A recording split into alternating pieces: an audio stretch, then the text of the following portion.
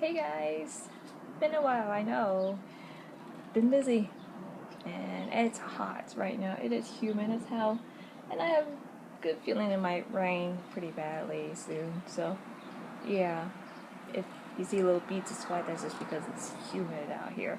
So, anyways, I'm here to talk about Sailor Moon Crystal, which is a reboot of the Sailor Moon anime from 20 plus years ago, and is now being produced and portrayed alongside with NicoNico herself as the person in charge of this anime series. So, what are my thoughts on it?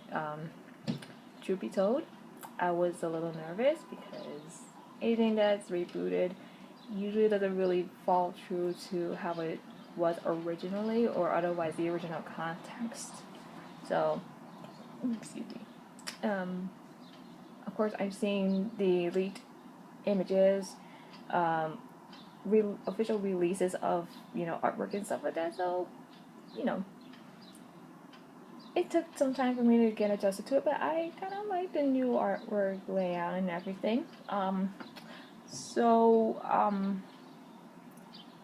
course, I've seen the leaked footage of the opening for the anime and the transformation sequence, which we'll get into later. And of course, shame on them because they were not supposed to record these things and much less put them up on YouTube. So, yeah. In any case, overall, I give it 8 out of 10. I really love the artwork format of it. It does stick very true to the original manga, and it does have a certain feel to the manga. It's kind of like the manga has been brought to life, as it were, if that even makes sense. At least I think it does for me. So, anyways,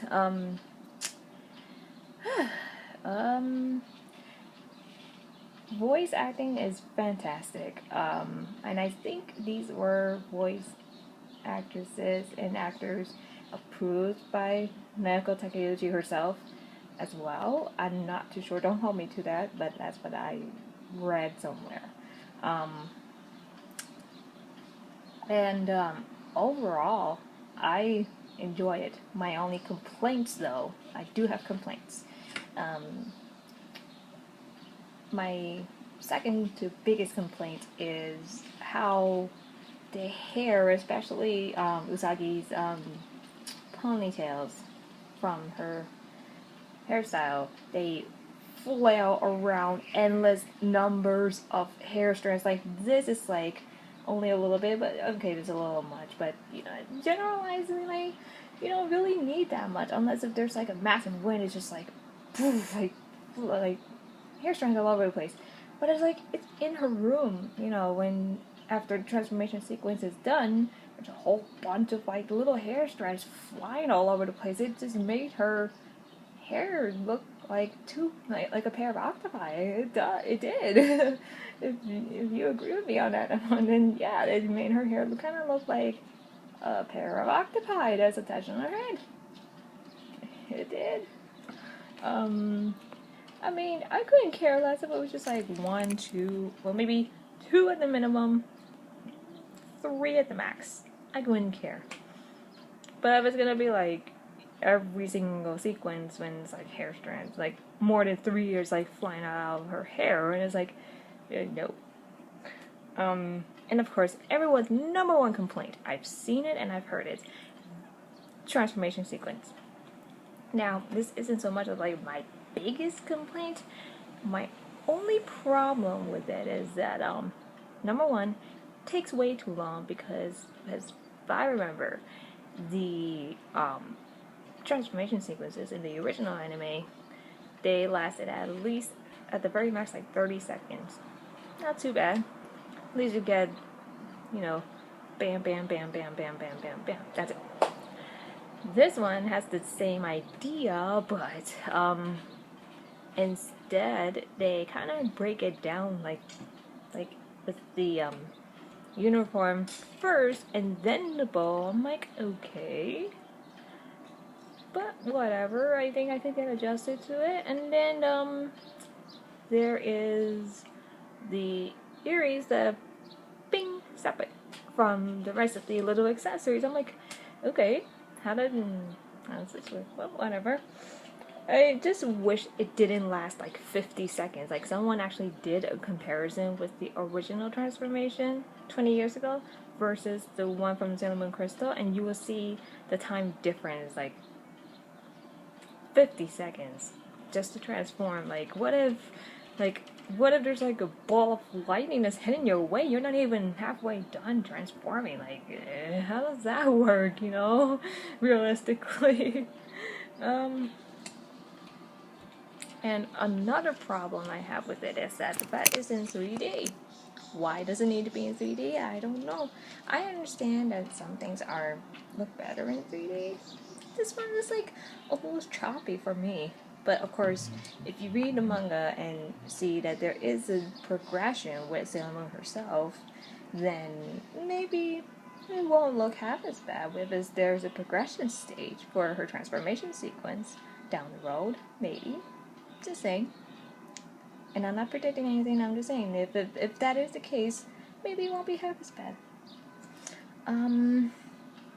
Oh, and my biggest complaint about the stupid transformation sequence, the background music, I swear to God, and I watched Smile Precure some years ago, just because I've seen Precure stuff kind of floating around on Facebook, and I'm like, oh, let me see how this is, and I'm like, oh my gosh, I love it. I only watched 2 Precure episodes, but series, I mean, 2 Precure series, but that's not the point. But if you've watched Smile Precure and heard their transformation music, and compare that to the transformation music in Sailor Moon Crystal, I swear, they sound almost exactly the same. Almost exactly the same. That's what freaking bothers me the most. Like, the other two, I could overlook it, and I would be like, okay, progression maybe? I don't know. Or otherwise, I can live with it, whatever. But the transformation music, I swear, it sounds just almost exactly like the Smile Precure transformation sequence, like background music. Don't believe it? Look it up. Like, just have 2 windows up at the exact same time. Play them at the exact same time if you can, or like just do like one at a time. But you'll see that it sounds almost exactly the same. That's what freaking bothers me. But of course, I might as well get adjusted to it, because this is Naoko Takeuchi in charge now. So her shot, her calls, her shots, everything. I can't really refer to any of it. My biggest selling points, my honest opinions on the biggest selling points, Mamoru looking so freaking hot. Oh my gosh, even though I don't like the guy much, he looked hot. And yes, I even said, who the hell will wear a tuxedo in the afternoon? I even said that too. Same time as Usagi in the episode. Another selling point. During the opening sequence, I swear to God, I was so scared that, there was rumors saying that they were not going to include the Dark Kingdom saga to the reboot, and I was scared because it's like, it doesn't really make sense if you're gonna have it closely, resembling the manga, it has to have the Dark Kingdom. Otherwise, you just take out the Dark Kingdom out of the anime, then it's just like, what are you left with? It's just gonna fall flat on your face, and I'm glad that she didn't take out the Dark Kingdom saga after all. So when I saw Queen Beryl and the rest of the Dark Kingdom saga, the minions and stuff, oh my god, I freaking flipped, because even my very first second baby daddy, Nephrite, I saw him, oh my god, me and my inner child just died. We were dying happy. And speaking of the Dark Kingdom, they have a very subtle yet short and sweet introduction in the first episode. Like, in the first episode, like 20 years ago, it was just like flat out Queen Beryl, Jedi. Anyone found the Ginsuisho? Anybody found that? Nope. Okay. I'll set out my minion to get him. Instead, Jedi just flats out says to his minion, go serve our master. You know what to do.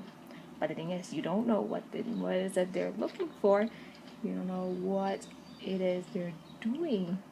Yes, to gathering energy, but you don't know for what or for who and what their purpose is. Don't know that yet. So I love that very subtle touch of the Dark Kingdom.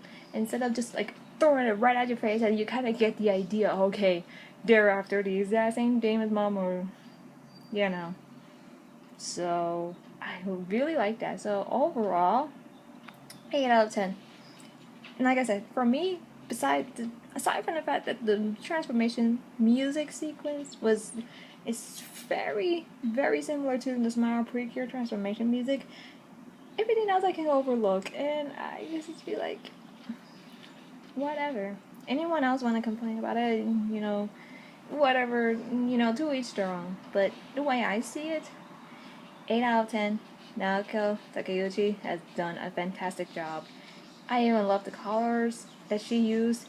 I love everything about it, It's a little different, slight difference, but I really enjoyed it overall. So 8 out of 10.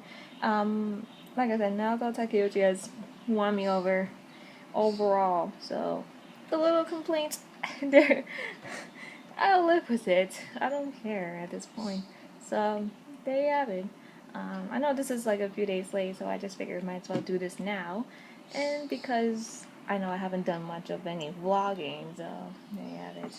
Anyways, links to all the services and everything where you can watch Sailor Moon Crystal yourself will be in the description. Just so you know, I do not have any memberships with any of the services, so do not ask me if I will be providing any offers or any membership trials, because I do not have memberships with either of them. I just watch Crunchyroll on my iPod Touch because it's free, and that's it. I can wait once a week. I'm not in a rush. But in any case, links will be in the description, and please, please, please, please, please, guys, please support the official releases. Do not support any bootlegs, please, because especially with Naoko Takeuchi herself putting a lot of work into this for like a year and a half, almost 2 years. Gotta give her credit, because in the end, she is pretty much the mother. She and Sailor Moon are like the mother of all magical girl series that are currently out there. It is because of Sailor Moon that you have all your favorite magical girl series out there. So please support the official releases. No bootlegs. Support them. They will love you back. And in that note, I'm going to cool down because it is freaking humid as hell. I've been talking too much and I need to shut up. Bye!